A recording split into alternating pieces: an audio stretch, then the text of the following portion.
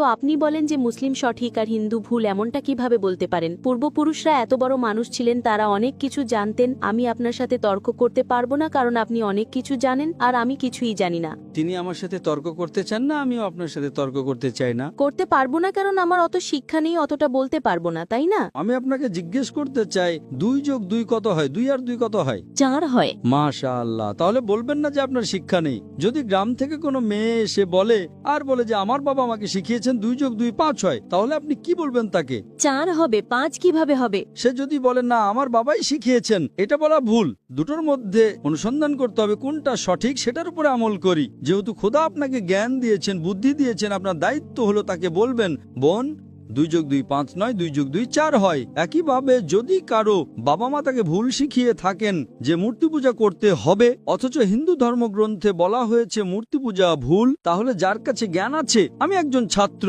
ইসলাম অনেক ধর্মের, তো যেহেতু আমার জ্ঞান আছে, আমি অবশ্যই সেসব লোকদের বলবো যারা ভুল বলছে সঠিক জিনিসটা অনুসরণ করুন। আমি আপনার সাথে বিতর্ক করব না, কিন্তু যারা জ্ঞানী লোক হিন্দু ধর্মের, খ্রিস্টান ধর্মের, ঈসাই ধর্মের, এটাকে বলে ডায়ালগ। আমি স্টুডেন্ট আর তারা পিএইচডি ডক্টর। আমি মেডিকেলের ডক্টর, ধর্মের ডক্টর নই। তাদের সাথে সংলাপ করি, আলোচনা করি, বিতর্ক করি। আমি যদি ভুল হই, আপনি আমাকে প্রমাণ করুন যে আমি যা বলছি তা ভুল, আমার ধর্ম ভুল, আমি আপনার ধর্ম গ্রহণ করতে প্রস্তুত আছি। Open challenge.